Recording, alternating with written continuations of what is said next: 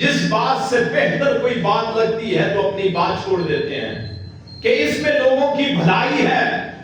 کسی سے مثلا کہ کسی سے میں بولوں گا نہیں، کسی سے بولوں گا نہیں، لیکن کیا بولنا افضل ہے بات چیت یا نہ بولنا؟ کیوں نہیں؟ آپ بھی میرا خیال روزہ رکھا ہوا ہے. جب میں باہر آیا تو میں نے مجمع لگا دیکھا، میں نے کہا شاید لوگوں کو اتنا جمعے کا شوق ہے کہ 10 بجے پہنچ گئے. تو بعد میں پتا چلا کہ پوری قوم کو بھکاری بنا دیا، حکمران بھی بھکاری، لوگوں سے مانگ کے IMF سے ملکوں سے مانگ کے لاتے، اور ہمارے لوگوں کو بھی بھکاری بنا دیا. خود تو ہے مانگنے والے بے شرم لوگ، اور لوگوں کو بھی مانگنے پہ لگا دیا. اور یہ جو پیسہ دیتے ہیں ان سے دستکاری آپ کرائیں، آپ گھروں میں چھوٹے کام دیں، لوگوں سے کام کروائیں. آپ کو پتہ ہے کہ پوری دنیا میں پاکستان بدنام ہے، پاکستانی بدنام کے وہاں جا کے مانگتے. عادت یہاں سے پڑی لمبی کتابوں میں لگ کے. اب مانگنا ہے تو اپنے اللہ سے مانگیے، لوگوں کے سامنے ہاتھ نہ پھیلائیے. دینے والا ہاتھ بہتر ہوتا ہے لینے والے سے. پیسہ آپ کا ہے، یہ جو آپ کو مل رہا ہے نا، آپ کا پیسہ ہے، آپ کی اولاد نے اس کو چکانا ہے. یہ سود پہ دیا ہوا غیر ملکوں سے، بینکوں سے دیا ہوا، اس کا سود میرے اور آپ کے بچوں نے چکانا ہے. رزق کا مالک اللہ. 5,000 10,000 20,000 40,000 بھی ملے، لعنت ہے ایسی روزی پہ جس کی وجہ سے اس کا سود میری اولاد کو مجھے ادا کرنا. اپنے مولا پہ یقین رکھیں، مرتا نہیں ہے کوئی بھوکا. وہ مولا تو ایسا ہے جو کالے پتھر میں کالے کیڑے کو کالی رات میں رزق دیتا ہے. وہ محمد رسول اللہ کی امت کو کیسے بھوکا مار سکتا ہے؟ جس نے پیدا کیا ہے اسی نے دینا ہے. قرآن کہتا ہے لا تأکلوا اموالکم بینکم بالباطل. اے لوگو جس بات پہ اڑ گئے میرے پاس کسی کا حصہ ہے. اور آدمی کو پتا ہوتا ہے اندر اللہ تعالیٰ نے زمین رکھا ہے، وہ بتا دیتا ہے کہاں صحیح ہے کہاں غلط. میں نے اپنے بھائیوں کے حصے کھائے، اپنے بھتیجوں کے حصے کھائے، بہنوں کے حصے کھائے، میں نے وراثت میں ظلم کیا، سب کچھ ہے. کتنی دیر زندگی ہے؟ کوئی سانس کا بھروسہ ہے؟ کوئی نہیں. جب مریں گے خالی ہاتھ، سارا کچھ لوگ اتار لیں گے.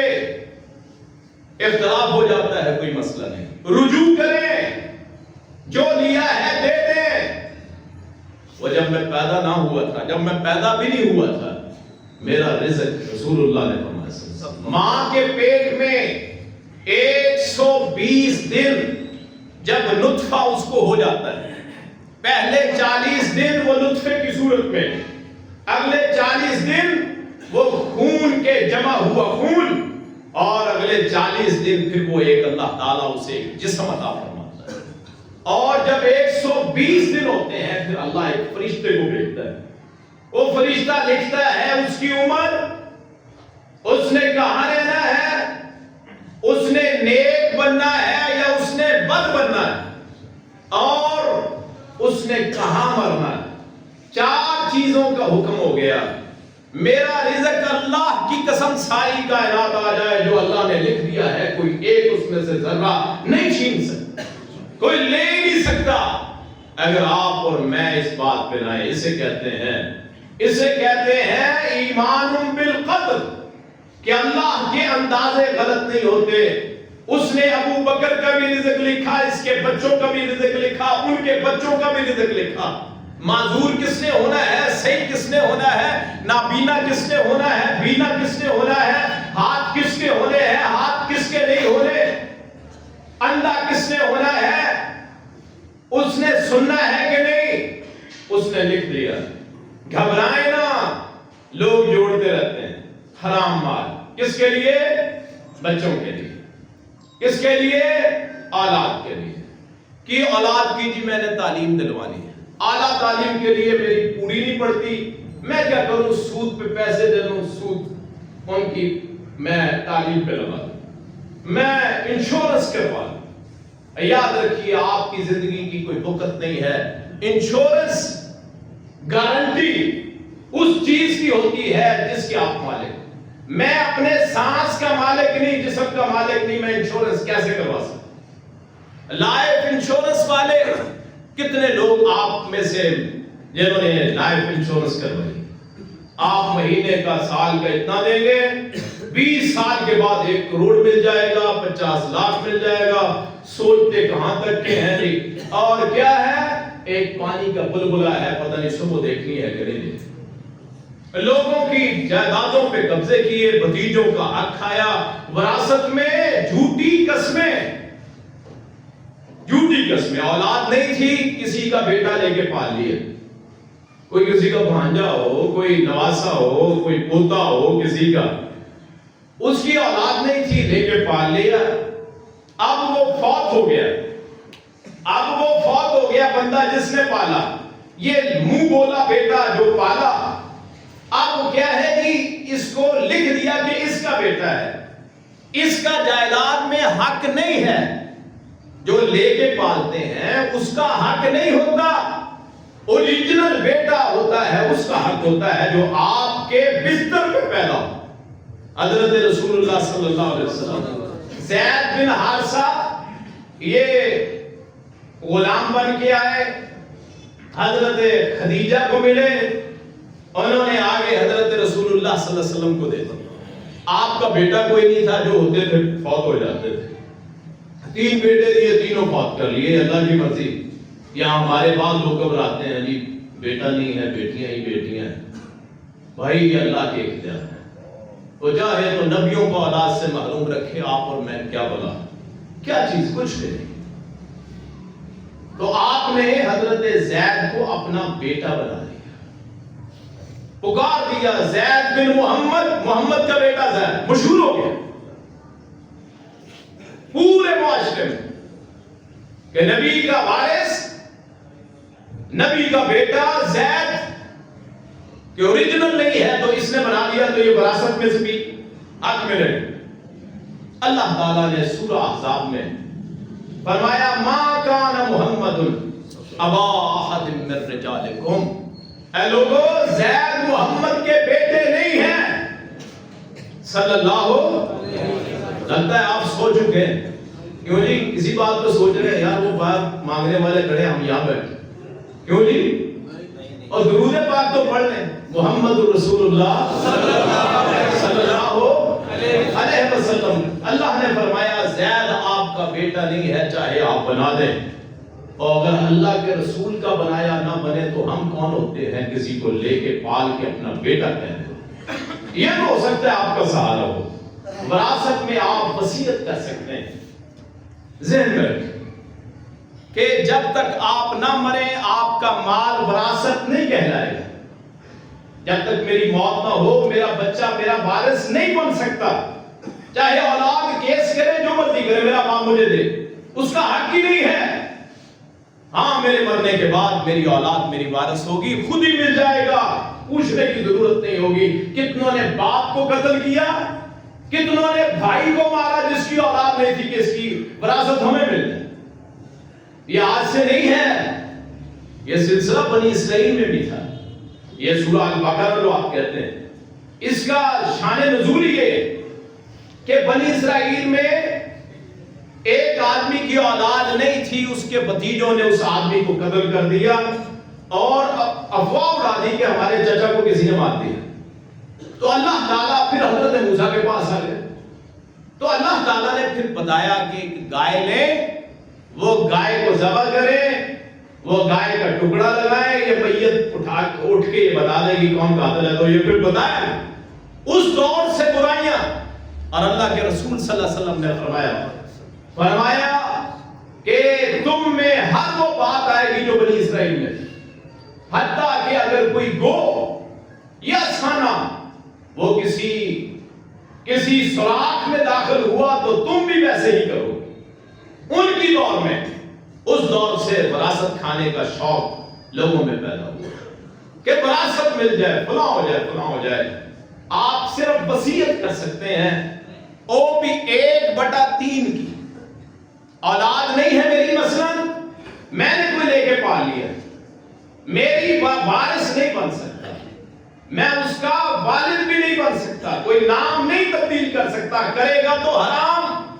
رسول اللہ صلی اللہ علیہ وسلم کی حدیث سن لیجیے، آپ نے فرمایا جو کسی غیر باپ کی طرف منسوب ہو اس پہ اللہ نے جنت کو حرام کر، جو جس کا بیٹا نہ ہو وہ بیٹا بن جائے یا اس کو بنا لیا جائے، آپ اپنا نام سرپرست میں لکھا لیں، آپ اپنی سربراہی میں پالیں۔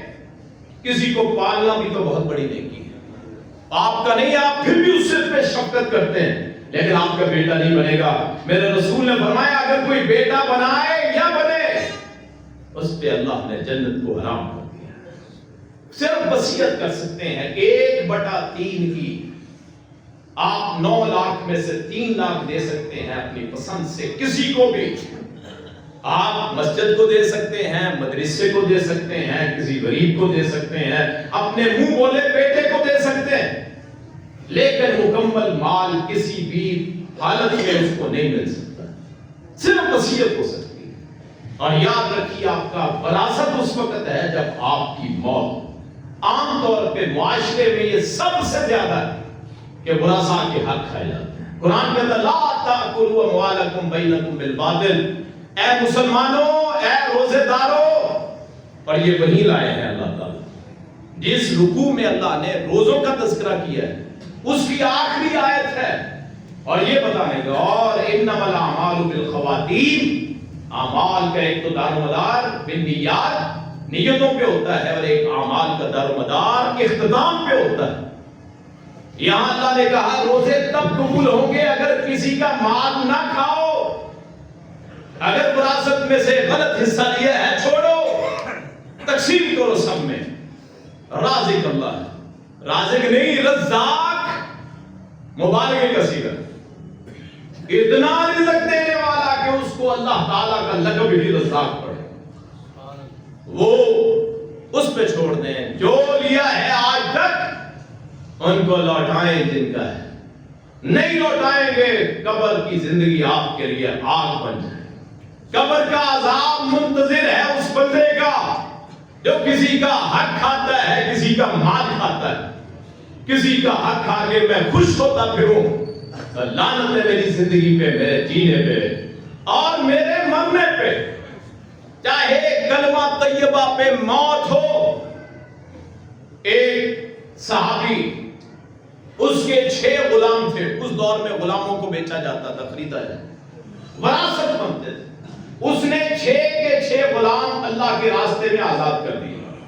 آپ کو پتہ ہے کہ ایک غلام کو آزاد کرنے کا کتنا ثواب ہے؟ اگر کوئی ایک جان کو چھڑا دے تو اس کے لیے اللہ جنت واجب کر دیتا ہے۔ حدیث میں آتا ہے کہ ہر عضو کے بدلے میں اس کا عضو اللہ آگ سے آزاد کر دیتا ہے۔ اس نے 6 آدمیوں کو آزاد کیا، اس کے پاس مال اور کوئی نہیں تھا، وہ مر گیا۔ اللہ کے رسول کو یہ بات پہنچی کہ اس نے سارا مال ہی اللہ کے راستے میں دے دیا، ورثاء باقی تھے، اولاد جو نہیں تھی یا ہے تھی، تو اس نے سوچا میں اپنی آخرت سنبھال لوں، اس نے سب کو آزاد کر دیا۔ تو اللہ کے رسول صلی اللہ علیہ وسلم نے فرمایا، وہ جب مر گیا، جنازہ بھی ہو گیا، آپ نے فرمایا اگر مجھے پہلے پتہ چلتا میں اس کو مسلمانوں کے قبرستان میں دفن نہ ہونے دیتا۔ آپ نے پھر ان کو واپس کیا، پھر ان کے 3 حصے بنائے، جیسے میں نے آپ کو کہا وصیت، اس میں سے 1/3 2 غلاموں کو آزاد کیا، 4 کو غلام رکھا، اور ورثاء کا ان کو حق لے کے دیا۔ اللہ کے رسول صلی اللہ علیہ وسلم نے فرمایا کہ اگر میں بھی فیصلہ کروں، کون فیصلہ کرے؟ جن کو رحمت للعالمین کہا جاتا ہے، جن کو فخر کائنات کہا جاتا ہے، کہ ساری کائنات ہیچ ہے میرے محمد کے نام صلی اللہ علیہ وسلم۔ کائنات میں کوئی ایسا نہیں ہے، کوئی اولیاء کیا، صلحاء کیا، اقطاب کیا، کائنات کے انبیاء کیا، سارے ایک طرف محمد کا پلڑا سب سے بھاری ہے۔ اس ذات نے فرمایا کہ اگر میں بھی کسی کو کسی کا حق دے دوں تو میں اسے اس کا حق نہیں دے رہا، میں اس کو آگ کا ٹکڑا کاٹ کے دے رہا ہوں۔ یہاں ہم عدالتوں میں لے کے جاتے ہیں، جھوٹے मुकदमे, पैसे लगाए, जज को खरीदा, वकील भारी किया, मुमताज वकील है जी मेरा, इसका जोड़ी कोई नहीं, दलाइल इतने हैं, रात को दिन कह दे, दिन को रात कह दे, सुबह को शाम कह दे, शाम को सुबह कह दे, वकील इतना तगड़ा किया। फिर अदालत ही खरीद ली, अदालत भी खरीद ली, उसके हक में फैसला आ गया, अगर उसका नहीं है तो उसके लिए आग का टुकड़ा है, दो तक का खड़ा है, उसका हक ये नहीं कि मैंने पैसे लगाए, नहीं, जिसका हक है, अगर नबी भी दे दे किसी का हक किसी को, उसका हक नहीं बनता है, हकदार को ही हक मिलना। एक होता है हुकूकुल्लाह, एक होता है हुकूकुल इबाद। हुकूकुल्लाह अल्लाह माफ कर सकता है, नमाज नहीं पढ़ी कोई मसला नहीं है, हो सकता है वो माफ कर दे, मेरे नजदीक कोई मसला नहीं, अल्लाह के नजदीक नहीं, उसकी बुकत है, कोई रोजा नहीं रखता, अल्लाह हो सकता है माफ कर दे, किसी ने कोई हज नहीं किया, माल है, अल्लाह माफ कर दे, कोई ज़कात नहीं देता, हो सकता है अल्लाह माफ कर दे, ये अल्लाह का हक है। लेकिन किसी का हक जिसे हुकूकुल इबाद कहते हैं, वो अल्लाह भी माफ नहीं कर सकता। पुल सिरात पे गुजर के ना, पुल सिरात पे एक और पुल आएगा, एक और पुल आएगा जिस पे फैसले होंगे बख्शने के बाद। ये हदीस आपको किसी ने आज तक नहीं सुनाई कि पुल सिरात के बाद एक और पुल है, आप बख्श हो गए, पुल सिरात से गुजर गए, वहां जाके लोगों के मामलात पेश किए जाएंगे, ईमान वालों के, वहां काफिर नहीं होंगे, कलमा गो होंगे, नमाजी होंगे, रोजादार होंगे, तहज्जुद गुजार होंगे। अल्लाह के रसूल ने फरमाया हत्ता के अगर एक बगैर सींगों वाली बकरी, ये सिर्फ मुबालगे के लिए है और आप और मेरी समझ के लिए, फरमाया अगर एक सींगों वाली बकरी है, एक बगैर सींगों के, वो बगैर सींगों वाली को मारे तो उसका भी वहां हिसाब होगा। तो मैं और आप क्या है, और आपको पता है कि किसी की जमीन पे कब्जा करना कितना गुनाह है। अगर पता चल जाए, अल्लाह की कसम, यहां मैं और आप बैठे हैं, मेरी तो शायद रूह ही फना हो जाए। आपने फरमाया जिसने एक बालिश किसी की जमीन पे कब्जा किया, सिर्फ एक गिट, कितनी होती है कुछ, एक बालिश जमीन पे कब्जा किया किसी की, फरमाया क़यामत के दिन 7 जमीनों का बोझ उसकी गर्दन में डाल दिया जाए। अगर ये हदीस सुनने के बाद आप और मेरा ईमान ताज़ा नहीं होता, लोगों का लूटा हुआ वापस नहीं करते, तो फिर समझ लें कि दिल काला हो चुका है, स्याह हो चुका है, इसमें खैर की कोई रमक बाकी नहीं, कोई रमक बाकी नहीं। जिसका हक है उसको अदा करें। सब पैसे भी होते हैं, सब कुछ होता है, लेकिन देना नहीं होता है। सब कुछ करते हैं, अल्लाह के रास्ते में देते हैं, देख भी बना के देते हैं, मजदूर का हक नहीं देते, वो बेचारा बैठा रहता है, साल गुजर जाते हैं, तो फिर उसको भी हक नहीं मिलता है। क्या फायदा इबादत, क्या फायदा मामला, क्या फायदा है अल्लाह के रास्ते में खर्च करने। अल्लाह का हक भी अदा करें, लोगों का हक भी अदा करें।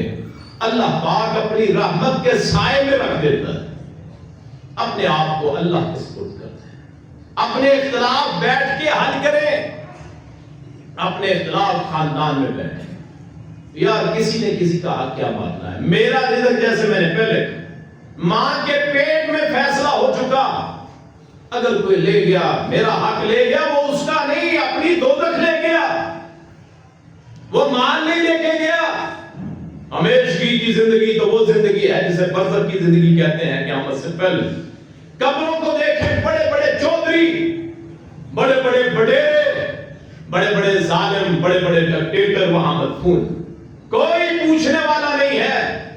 किसी की लाश को कोई कीड़ा खा रहा है, किसी की लाश पे सांप बैठे, किसी की लाश पे वहां बिच्छू बैठे, और ऐसे ऐसे अज़ाब कि रसूल कायनात सल्लल्लाहु अलैहि वसल्लम ने फरमाया, उसे ऐसे ऐसे गुर्ज हथौड़े मारे जाते हैं जो लोगों के हक खा के आता है, कब्र उस पे तंग हो جاتی ہے حتیٰ کہ یہ پسلیاں ادھر اور یہ پسلیاں ادھر ہو جاتی ہیں. فرمایا ایسے گرز مارے جاتے ہیں اگر زمین پہ مارا جائے زمین پہ زلزلہ آ جائے. ایسے ایسے سانپ کاٹتے بچھو کہ اگر وہ زمین میں پھنکار دے زمین کا سبزہ ختم ہو جائے. میرے بھائیوں وہ زندگی پیاری ہے یا پھر یہ زندگی کہ قبر میں جاؤں تو قبر وسعت والی ہو جائے, قبر وسیع ہو جائے, قبر وہ کہے یہ آیا ہے اللہ کا نیک بندہ, یہ وہ بندہ آیا ہے جس نے لوگوں کا حق نہیں مارا, اللہ کا حق نہیں مارا.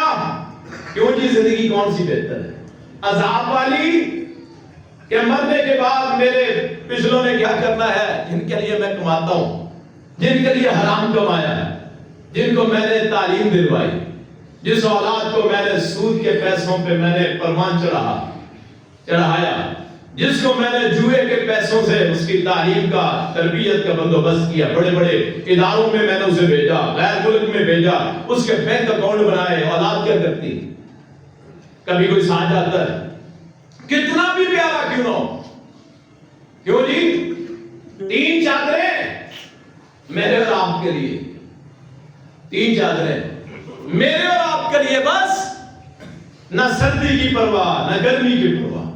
وہاں جسم چھوڑ کے آتے ہیں, مجھے بھی چھوڑ کے آنا ہے, آپ کو بھی. کوئی نہیں پوچھے گا ابو بکر سردی ہے گرمی ہے, باہر آ جاؤ بہار کا موسم ہے, دیکھ لو کپڑے جھڑتے ہیں, دیکھ لو دنیا کی رانائیاں دیکھو, کوئی نہیں پوچھتا. مرنے کے بعد تو جلدی جلدی دفنا دیتے ہیں بدبو نہ ہو جائے. کیوں جی وہ ساری زندگی جس نے سونے کا چمچ کیوں نہ لیا ہو, ہرن کا گوشت کیوں نہ کھایا ہو, کچھ دوری کی وہ سارا اس پہ لگا کے جیسے مرضی کر لیں, دفن کیوں کر کے آتے ہیں. اللہ نے نظام بنایا ہے. الم نجعل الارض کفاتا, اللہ نے کہا ہم نے زمین کو ایسے بنا دیا ہے کہ وہ ہر چیز کو سمیٹ لیتی. وہ زندگی ہے. وہ آپ قبریں دیکھیں ایک جیسی, فیکٹری مالک ہے, مربوں کا مالک ہے, جاگیردار ہے, وڈیرا ہے, اور ایک مزدور ہے. قبر اتنی ہے, اتنی ہی قبر ہے. جنازہ اچھا ہو جائے گا امیر آدمی کا, لوگ روئیں گے. 1:30 بجے کا ٹائم ہے جی, یہ ٹائم کہتے رانگ نمبر ہے, ٹھیک ہے جی, انتظامیہ سے گزارش ہے اگلی مرتبہ اس کو لیٹ کر, تو زیادہ سے زیادہ جنازہ اچھا ہو جائے گا, مجمع بن جائے گا, کفن اچھا ہو جائے گا, لوگ کستوری تک لگا لیں گے. وہ 4 پہ ڈال کے وہاں چھوڑ کے آ جانا, کسی نے اس کے بعد پوچھنا بھی نہیں ہے. 1 گھنٹے بعد دعا کرنے کے بعد دفنانے کے بعد قبر پہ سارے چلے جاتے. اور بیٹا بھی, بیٹی بھی, باپ بھی, ماں بھی, بھائی بھی, بہن بھی, دوست بھی, یارانے بھی, سب کچھ ختم. تعلقات ختم, عہدے ختم, اختیار ختم, اقتدار ختم, نام مشہوری ختم. وہ مٹی میں پڑا ہے, جا کے دیکھیں. اور اپنی ساری زندگی ظلم کرتا رہا, لوگوں کا مال کھاتا رہا, لوگوں کا مال کھاتا رہا. آج اس کی قبر کو جا کے دیکھیں, بچھوؤں کا گھر, سانپ کا گھر. جسم تو پھٹ جاتا ہے, کھانا کھایا ہو, کوئی دیر آپ سانس نہ آئے تو پیٹ پھٹ جاتا ہے. مردار میں اور آپ نے, آپ جو مرضی کہیں, مردے سنتے ہیں یا مردے دیکھتے ہیں یا کام کرتے ہیں, نہیں. صرف انبیاء کے اجساد, صرف انبیاء کے جسم, کہ اللہ تعالیٰ نے نبیوں کے جسموں کو حرام کر دیا ہے, مٹی پہ وہ نہیں کھا سکتی. صرف نبی, شہید کا کوئی نہیں, اولیاء کا کوئی نہیں. ذہن میں رکھے, میں اس منبر پہ کھڑے ہو کے اگر کسی کو شک ہے, دلائل کی قوت سے بات کرے. ہم نے اولیاء لگایا, صرف نبیوں کو ہوتی ہے چھوٹی گارنٹی, انشورنس صرف نبیوں کی, کہ ان کے اجساد, ان کے اجسام کو مٹی نہیں کھا سکتی, سانپ نقصان نہیں پہنچا سکتا, بچھو اس کو خراب نہیں کر سکتا, اس کا پیٹ نہیں پھٹے گا. نبی کا جسم ویسے ہی ہے. نبیوں کے علاوہ اولیاء ہوں, صلحاء ہوں, اتقیاء ہوں, نیک ہوں, بد ہوں, مرد ہو, عورت ہو, بچہ ہو, بوڑھا ہو, بڑا ہو, تعلیم یافتہ ہو, غیر تعلیم یافتہ ہو, عہدے والا ہو, اختیار والا ہو, اقتدار والا ہو, हुकूमत में हो, रियाया में हो, अवाम में हो, कोई गारंटी। तो अगर गारंटी नहीं है तो लोगों का हक क्यों खाना है? आए अपने इख्तिलाफ हल करें बैठ के, लोगों को उनका हक दे दें। और यहाँ हदीस सुना दो, आपका ईमान ताज़ा हो जाए। मेरे रसूल ने फरमाया सल्लल्लाहु अलैहि वसल्लम, जो हक पे हो उसका हक किसी ने खा लिया, हक पे हो उसके बावजूद अगर वो अपना हक छोड़ देता है, हम कहते हैं ना मेरा हक था इसलिए मैं लड़ा हूं, इसलिए कत्ल किया है, इसलिए मैंने इसलिए मारा कि मेरा हक था, एक बेटे को दे दिया मुझे नहीं दिया इसलिए मैंने बाप को मारा। तो उनके लिए कि अपना हक अगर कोई किसी को दे दे तो मेरे रसूल की गारंटी है सल्लल्लाहु अलैहि वसल्लम, फरमाया अल्लाह उसका जन्नत के दरमियान में घर बनाता है। और इसी पे नहीं, यहां बड़ी सुभान अल्लाह कहते हैं, जब किसी को देने की बारी आती है हक तो फिर नहीं सुभान अल्लाह निकलते, क्योंकि ऐसे ही कहते हैं दो कान है, एक सुनने के लिए एक निकालने के। कैसा खूबसूरत निजाम, यहां से सुना यहां से निकाल लिए, आवाज तो बड़े सुनते हैं। और मसला है अमल का, अल्लाह अमल की तौफीक अता फरमाए। फरमाया जो ना हक हो और उसे पता चल जाए मैं ना हक पे हूं, वो अपना हक किसी को दे दे, किसी का हक जिस पे मैंने कब्जा किया तो वो उसको दे दे, फरमाया अल्लाह उसको भी अजर देता है, उसका घर जन्नत के अतराफ में बना देता है, अजर उसको भी मिलता है। हालांकि नाजायज था लेकिन अल्लाह नीयतों को देखता है ना, मसले का पता नहीं था, अब मसले का पता चला है तो मैंने उसको उसका हक देना है। यतीम का हक खाया है, भतीजे का खाया है, भांजे का खाया है, बहन का खाया है, भाई का खाया है कितने। और हम तो समझते हैं बहन का हक ही नहीं होता, फूफियों का हक ही कोई नहीं मेरे भाई, जिस अल्लाह ने बेटे का हक बनाया है उस अल्लाह ने बेटी का हक भी बनाया, जिस अल्लाह ने भाई का हक बनाया है उसने बहन का हक भी बनाया, जिस अल्लाह ने चचे का हक रखा है, बाप का रखा है, उसने फूफी का हिस्सा भी रखा है। जो ऐसा नहीं करता वो अल्लाह से गद्दारी करता है, अल्लाह ताला को चैलेंज करता है, और जो अल्लाह को चैलेंज करता है अल्लाह को पसंद नहीं होता।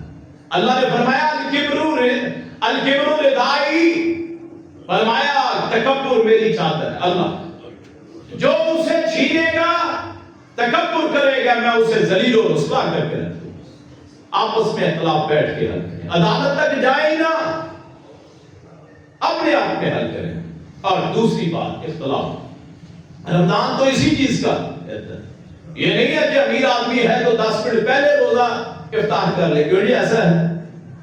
और रोजा मुसावात सिखाता है, अमीर है या गरीब, अच्छी इफ्तारी है या माड़ी है, एक पानी से करता है, एक खजूर से करता है, और एक बूफे, क्यों जी 38 खानों की लिस्ट, क्यों जी खाते हैं ना। अल्लाह ताला आप नहीं खाते, लोग तो खाते हैं, तो यानी अल्लाह सबको अता, आप और हमें भी अता फरमाए। दुनिया की नेमतें हैं ना जी, अल्लाह की नेमत है, अल्लाह अता फरमाए। एक बंदा वो नमक से रोजा खोलता है और एक बंदा बूफे करता है, तो ये टाइम नहीं है कि जी वो तो बूफे करता है उसका आधा घंटा पहले रोजा खुल जाए उसका बाद में खुले, नहीं, एक ही टाइम रखा, बिल्कुल एक टाइम। और ये मुसावात, तो रोजे ने हमें सबक दिया अपने इख्तिलाफात खत्म करने। दूसरा, दीन के मसलों में मैं सिर्फ 5 मिनट में मैं जो इख्तिलाफ हमारे पहले हुए हैं ना तरावियों के मसले में, रोजों के सिलसिले में, उसको जरा मैं डिस्कस करता हूं। तो वो भाई जो जिनको मसलकों का बुखार चढ़ा है ना, जो कहते हैं जी मसलक हा काल हदीस, मसलक हा काल सुन्नत, वो ना सुने तो अलग बात। वो भाई जो कलमा गो है मेरे सामने बैठे हैं वो सुने, फिरकों से 20 तरावी जी 8 तरावी, क्यों जी क्या हर्ज है। जिसने 8 पढ़नी 8 पढ़े, जिसने 20 पढ़नी है 20 पढ़े।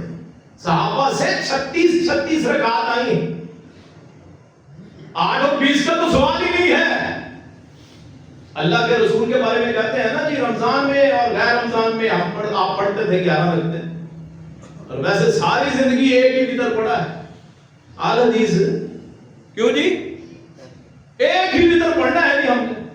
اور رمضان میں شور ڈال دیتے ہیں کہ 11 پڑھنی، اور رمضان میں 8 تو ہوگی تراویح، 3 اوپر والے کیا ہیں؟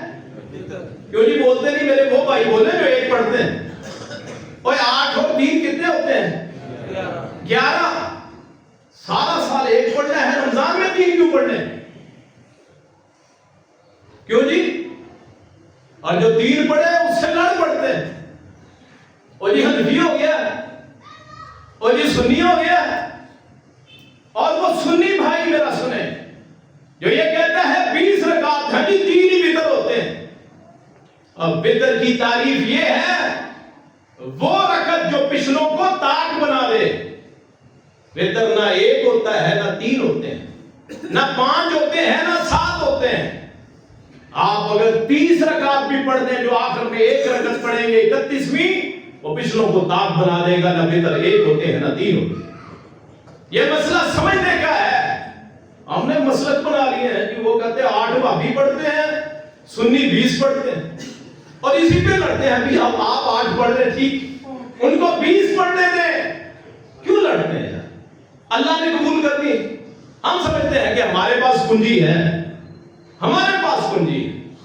اللہ تعالیٰ ہمیں سمجھ عطا فرمائے، اختلاف سے بچنے کی توفیق عطا فرمائے۔ اگر ایسے بات شروع ہو جائے ہر مسجد میں، وہ کہتے ہیں جی اہل سنت کہتے ہیں کہ 8 پڑھو کوئی مسئلہ نہیں، کیوں جی؟ اور یہاں ممبروں پہ یہ کہتے ہیں جی آپ پڑھیں 20 جیسے میں کہتا ہوں، اور مجھے کوئی خوف نہیں ہے، دلائل میرے پاس موجود ہے۔ جب صحابہ 36 پڑھ سکتے ہیں رات کو، تو ہم کون ہوتے ہیں 8 اور 20 کا رولا ڈالنے والے؟ اگر یہ مسئلے شروع ہو گئے ایسی جیسے میں کہتا تو مسلکوں کا مسئلہ ہی ختم ہو جائے۔ لیکن کیا ہے، پیٹ میرے بھی لگا ہے، ابو بکر کے بھی پیٹ وہاں مدنی مسجد کے مولوی کا بھی ہے۔ آپ اسے تنخواہ اچھی دیں وہ رسمیں بند کر دے گا۔ یہ ختم 3 7 40 میں جو ہے یہ پیسے کی گیم ہے اور کچھ نہیں ہے۔ اس کو تنخواہ اچھی دے 1 لاکھ روپے ذرا۔ میں اپنے بیٹے کی تنخواہ چاہتا ہوں کہ 1.5 لاکھ ہو، مولوی کی تنخواہ 15,000 20,000، تو اس نے کیا کرنا ہے؟ پھر اس نے رسمیں کرنی۔ وہ لوگوں کے بچوں کو دیکھتا ہے گاڑیوں میں بیٹھے ہوئے، میرے بچے وہ ٹانگے پہ جاتے ہیں، وہ سائیکل پہ جاتے ہیں، تو آپ مجھے بتائیے اس کے بھی دل ہے، وہ کہ نماز پڑھا کے وہ آسمان پہ نہیں چڑھ جاتا؟ اس کے بھی بچے ہیں، اس کے بھی اخراجات۔ مولوی کا حق نہ مارے، اس کو اس کا حق دے۔ یہ اس لیے نہیں کہ میں اپنے لیے کہہ رہا ہوں، اللہ کا فضل ہے، ہمیں ان چیزوں کی ضرورت نہیں ہے۔ چند ٹکڑے ہوتے ہیں، یہ ہاتھ کے میل ہوتی ہے، یہ اللہ تعالیٰ کی روحانیت ایسی ہے، وہ آپ کے اخراجات ویسے پورے کر دیتا ہے، آپ کو پتہ بھی نہیں ہوتا۔ اپنے لیے نہیں کہہ رہا، مولویوں کا حق نہ ماریے۔ 50,000 کا جی وہ لہنگا بنواتے ہیں، نکاح کی باری آئی تو مولوی کو دینے کے بعد کتنے 2,000 دے دیں گے، وہ ایک لہنگے کی بھی مار نہیں مولوی۔ یہ تو ہم احترام کرتے ہیں۔ ان چیزوں کو ختم کریں، اس کو اپنا سردار، اس کے مولوی نے نیا موٹر سائیکل لے لیا جی، یہ محفل ہوتی ہے بقاعدہ، نماز پیچھے پڑھنے والے کا باتیں کرتے ہیں، مولوی نے پلاٹ لے لیا۔ ہم پلاٹ لیتے ہیں تو اس نے لے لیا تو کیا حل ہے؟ وہ جو اس کا بچہ ایجیسن میں پڑھتا ہے، وہ جی گویا مولوی تو آپ سمجھتے ہیں کوئی اور ہی مخلوق ہے، وہ بھی اسی معاشرے کا حصہ ہے۔ اس کو اپنا ہمدرد سمجھیں، اس کے اخراجات پہ نظر رکھیں کہ وہ بیچارہ کیسے گزارا کرتا ہے۔ آج تک نہیں آپ نے سنا ہوگا، ازراہ تفنن کہتا ہوں کہ کسی مولوی نے کبھی ہڑتال کی ہو، سارے ڈج کوڈ کے مولوی سڑک پہ آ گئے ہوں، یہ اخراجات پورے نہیں ہوتے، نمازیں ہم نے پڑھا۔ ہڑتالیں دوسرے لوگ کرتے ہیں، تعاون کریے، کیجیے۔ اللہ پاک مجھے آپ کو اختلافات ختم کرنے کی توفیق عطا فرمائے۔ کاش ایک دن ایسا ہے ڈج کوڈ کی بریلوی مسجد میں آل حدیث نماز پڑھے اور بریلی آل حدیثوں کی مسجد میں پڑھے۔ دیوبندی اچھے شیعہ سارے برے نہیں ہیں، انشاءاللہ میں کوشش کروں گا کہ صرف ایک جمعہ اس موضوع پہ پڑھوں۔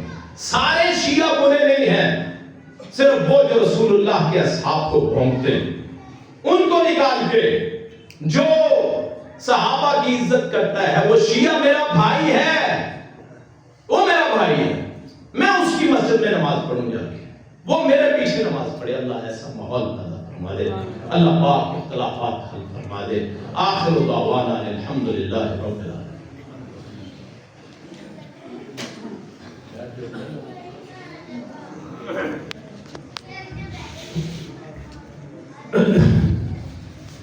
یہ جی مسجد کے لیے فنڈ تمام احباب وہ مسجد سے تعاون کریں, مسجد کے کام روکنے نہیں چاہیے. آپ کو اختلاف ہو سکتا ہے, مجھ سے بھی اختلاف ہو سکتا ہے, انتظامیہ سے بھی ہو سکتا ہے,